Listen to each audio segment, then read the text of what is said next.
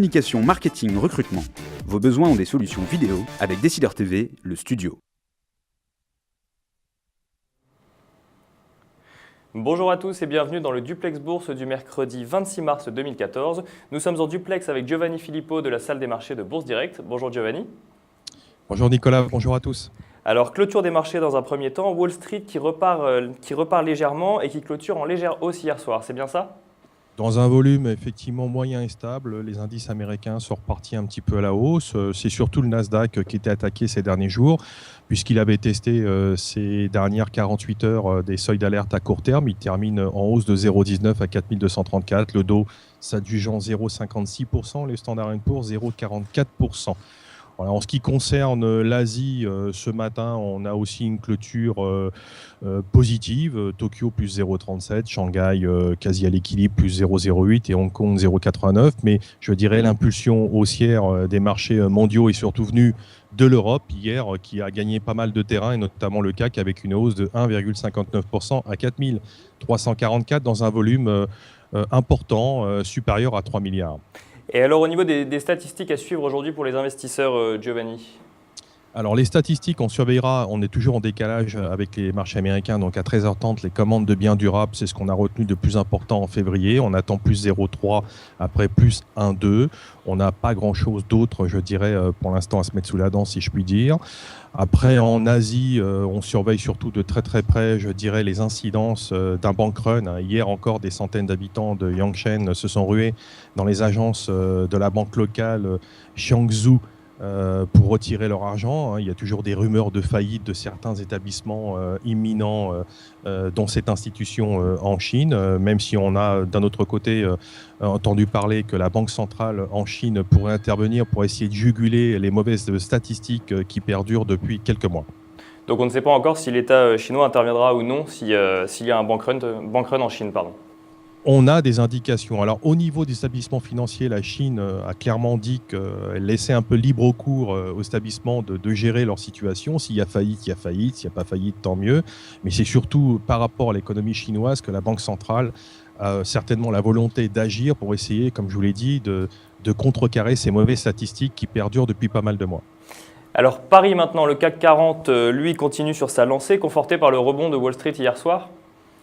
Surtout conforté par des rumeurs et des déclarations de plusieurs banquiers centraux de la zone euro qui laissent présager une fois de plus, je dirais que c'est presque devenu une habitude et de la soupe réchauffée, une action de la BCE dont la prochaine réunion aura lieu le 3 avril.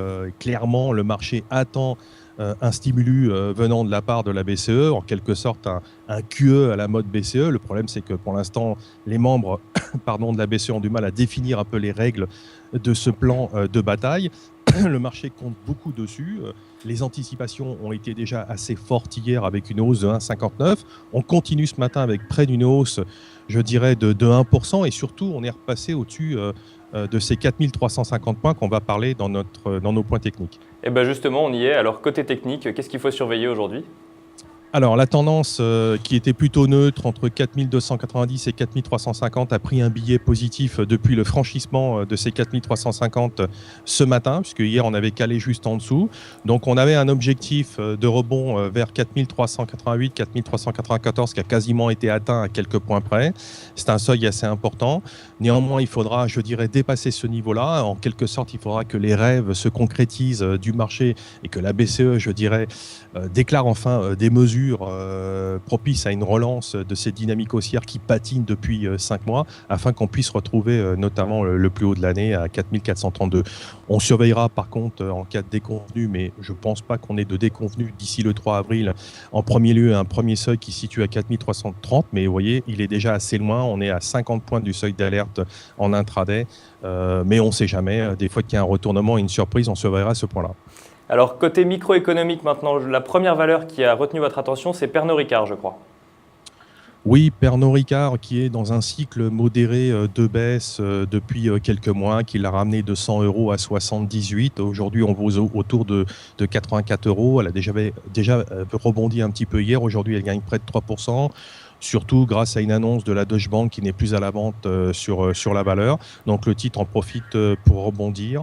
Voilà, donc c'est assez intéressant de ce côté-là sur des titres qui peut-être ont de nouveau une perspective de hausse compte tenu de ce qui peut se passer en Asie, parce que les valeurs de luxe et spiritueux et alcool, si vous voulez, ont été quand même un peu impactées ces derniers temps via ce qui s'est passé aux pays émergents et via ce qui se passe en Asie. Bon, on lui souhaite en tout cas. Et la deuxième valeur, c'est donc Danone. Alors Danone fait partie également de ces valeurs qui, est, on dirait en termes d'activité, est moins présente sur ces pays matures, comme l'Europe par exemple. Ça représente une activité moindre en termes de chiffre d'affaires. Néanmoins, Danone a quand même, si vous voulez, une exposition à la Russie, parce qu'elle a une activité quand même assez importante de ce côté-là. En troisième position au niveau des activités, si vous voulez, on a les pays émergents et les États-Unis. Néanmoins, le titre a fait un rebond significatif depuis le début de la semaine, puisqu'il gagne plus de 6%. Et continue son rebond ce matin, et surtout elle vient de sortir au-dessus d'une oblique baissière, puisqu'on était dans une oblique baissière depuis l'été 2013 en débordant un point qui se situe à 51,40 €. Donc voilà aussi un titre qui est joué par les spéculateurs et par les investisseurs, qui avait là aussi pas mal baissé, puisqu'on était redescendu de 60 € à 48 €. À l'heure actuelle, on vaut un petit peu plus de 52 € sur Danone. Giovanni, merci beaucoup pour toutes ces précisions. On se retrouve demain pour un nouveau duplex. En attendant, très bonne séance à tous. À bientôt, au revoir. Au revoir.